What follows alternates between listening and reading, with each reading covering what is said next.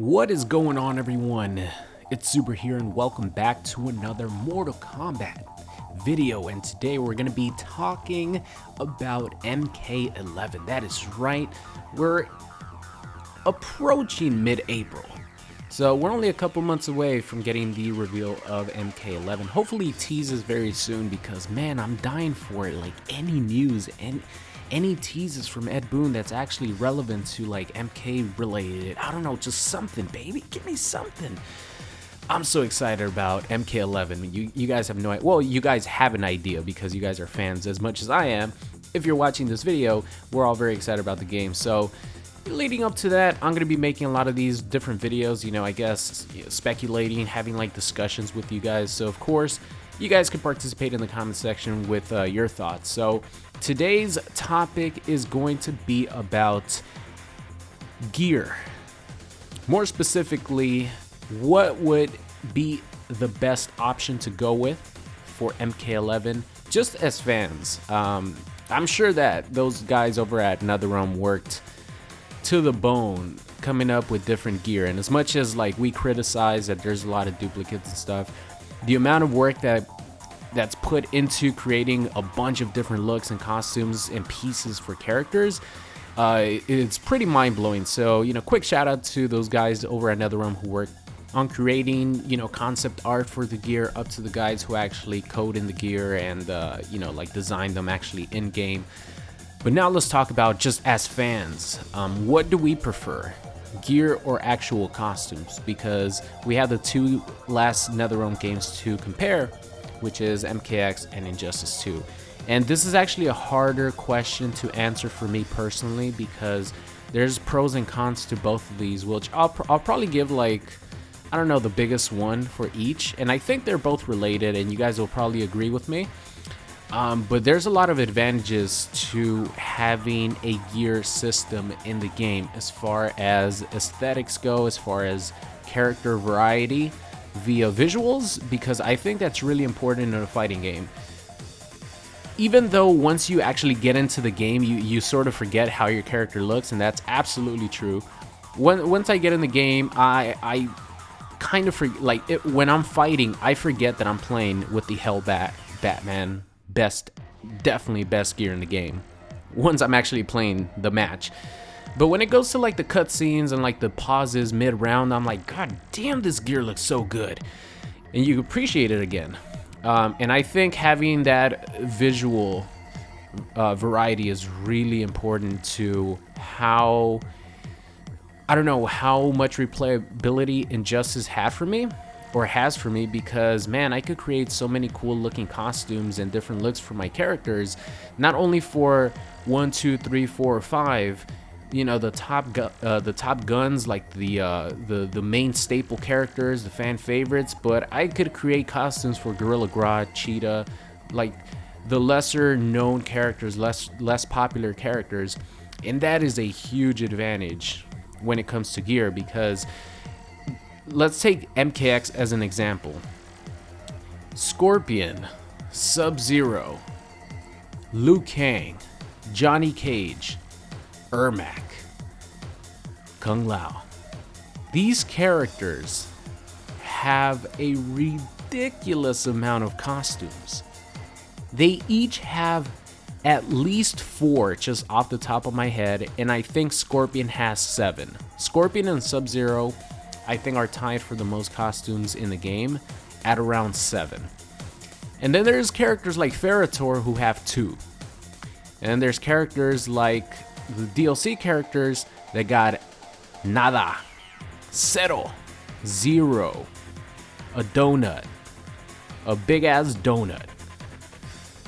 And that's something that NetherRealm changed for Injustice, because all the DLC characters got gear just like every base roster character, and that was something that I really appreciated, to the point where NetherRealm actually came out and did legendary gear for each DLC characters when I really didn't think they were going to get any legendary gear. So that is the biggest plus, in my opinion, for having gear in MK11. And I'll give you guys my answer at the end. You guys will probably maybe have your minds made up already, or maybe I'll change your minds. But to me, that's the biggest plus for gear being in Mortal Kombat 11, is that it's not only going to be a handful of characters that are going to get a bunch of different looks and costumes. It's going to be every single character on the roster having a huge library of variety in the costumes department. And of course, Mortal Kombat has a history of 25 years, or is it 30 years now? I think it's 25 years, yeah. 25 years of Mortal Kombat history that they could dig up and implement those costumes via the gear system. So that is definitely the biggest plus. The biggest downside to having gear, in my opinion, is having to... It pretty much comes down to RNG, like random number generator. You never know what you're gonna get when it comes to gear. And sometimes you just fucking want one specific piece of gear that'll make a costume look really cool. And that's the biggest upside to having actual costumes already designed in the game. Because if I want to play with the Injustice Scorpion costume on MKX, I don't have to pray to the Netherrealm gods to please give me some epic gear that has to do with the Injustice Scorpion. Please. And the worst thing about gear as well is that if you don't have the head, it really doesn't like complete the look. You know what I mean? Like the head is the most important part of every costume. I shouldn't say every. I think characters like Harley Quinn and characters like that, you know, you could... the head is like secondary to like the torso and stuff, but there's always one piece of gear that makes the costume. Like for the Hellbat Batman, you know, it's not only the headpiece but the chest piece. But if you have the chest piece and you don't have the headpiece, you can't do that Hellbat costume. And if you have the headpiece, you could sort of get away with it, but the headpiece is like the absolute most important thing in the costume. And when you have, you know, just costumes already completed with no gear, it's just base costumes like we got in MKX, that's a huge plus. I could just pick the Snailhead Sub-Zero.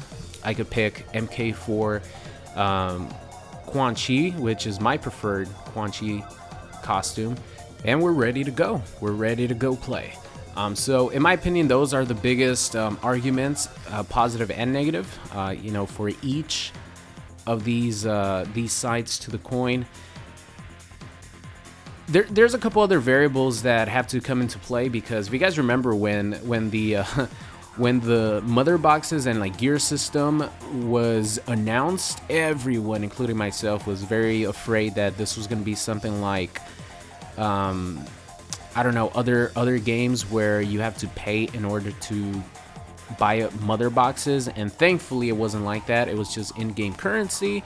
You couldn't actually pay real money in order to purchase mother boxes. Like you could use real money to purchase source crystals, which got you shaders. They got you DLC characters. You actually have to spend the source crystals to get the DLC characters, or the like premiere skins and stuff like that.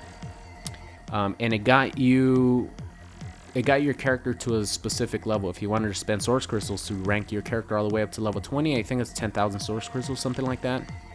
That's what that got you. But you couldn't actually purchase mother boxes with real money, because man, that would have been pretty much a, I don't know, nail in the coffin to Injustice. I don't think it would have ever been successful if that was the case. And you guys would have never seen me do a ton of mother box opening videos, because I've opened up a ton of mother boxes trying to get gear for characters, and it's really fun for me. You know, when I get a really cool piece that I really want, I get excited. And that wouldn't have been the case if real money was involved, and I think you guys could agree on that.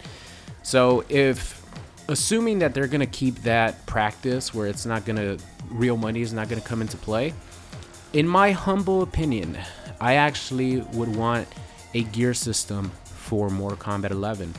The reason is just because you have this huge library of different costumes. Like, I'll put up a couple of my favorite costumes for Scorpion, Sub-Zero, and Ermac, just because like they're like the most recognizable classic ninjas, in my opinion. So I'm gonna take a look right here. I have these pages open. Right off the bat, the Mortal Kombat Deception Shredder looking costume for Sub-Zero comes to mind immediately. Like, that is the one costume that always stood out to me because I actually own Mortal Kombat Deception. I played it a lot, even though I didn't like the 3D era style fighting.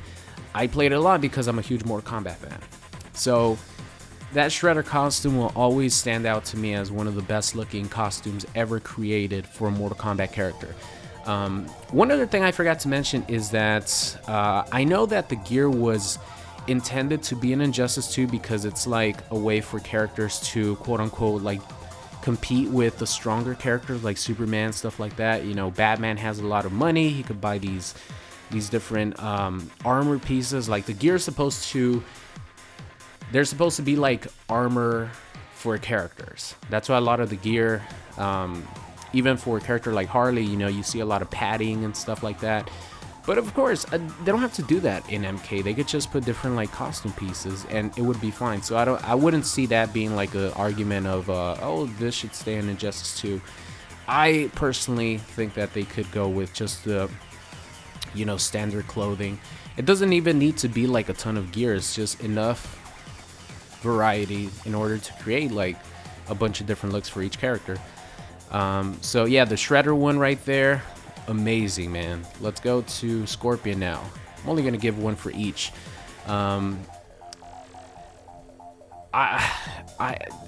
This is just my favorite MK trilogy, UMK3. Just the classic ninja look. It just looks so fucking beautiful. I love it. I actually kind of like the little touch in the MK4 classic ninja design. Kind of like it. This one looks really cool. Deadly Alliance Scorpion looks awesome. Yeah, there's a lot of really sick costumes for these characters, man. But I think, you know, the classic UMK3 MK trilogy is my favorite. But if I had to choose another one, I would definitely say the Deception. Dude, Deception had some great costumes for these characters. The Deception costume for Scorpion looks absolutely amazing. Now let's move on to the final one here. My boy Ermac, my third favorite character of all time. And you guys know what I'm gonna pick. Where is it? Where is this costume? I'm trying to look for it. Yeah, this costume was fucking ridiculous.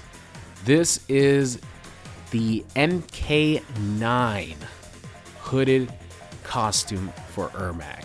This costume is fucking ridiculously sick looking. Oh, it's so cool. Having the hooded Ermac looking all menacing.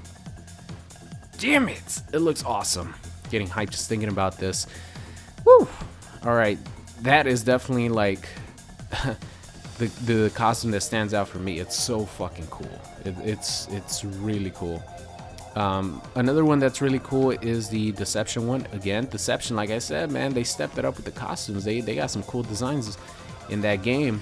But the MK9 Ermac is it could still work for Ermac now because, you know, they moved away from the classic ninja look into Ermac's own character, Reptile's own character, Scorpion, Sub-Zero's own character. So they don't want the ninja clones. That fits perfectly with Ermac's character, and it looks cool. It kind of resembles the MKX hooded version, but this one just looks so much better. It just looks so much better because we don't get to see the fucking the mummified face of Ermac like we do in MKX. I really don't like the fact that we can see his face. I really don't. I didn't really like the design that they went with, like the mummy face, stuff like that. I don't really like it too much. So the MK9 version actually covers that, and all you can see is his eyes, and it just looks really cool. So those are my top 3 costumes for each character. Let me know which costumes you guys would want to see if they implemented a gear system in Injustice 2. Of course, these costumes could always come as just regular costumes if they decide to go that route, but we're gonna get a lot less of them.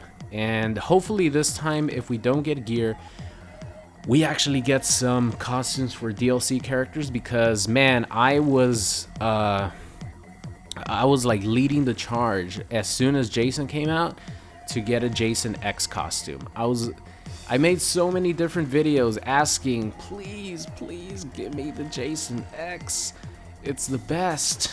And we never even got a single costumes for the DLC characters.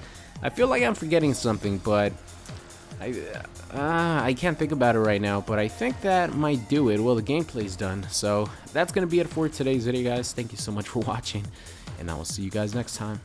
What's going on? It's Super here, and thank you for watching today's video. I hope you enjoyed it. If you did, make sure you guys subscribed if you are not already. Also, check out any of these videos linked at the top. Thank you for watching, and I will see you guys next time.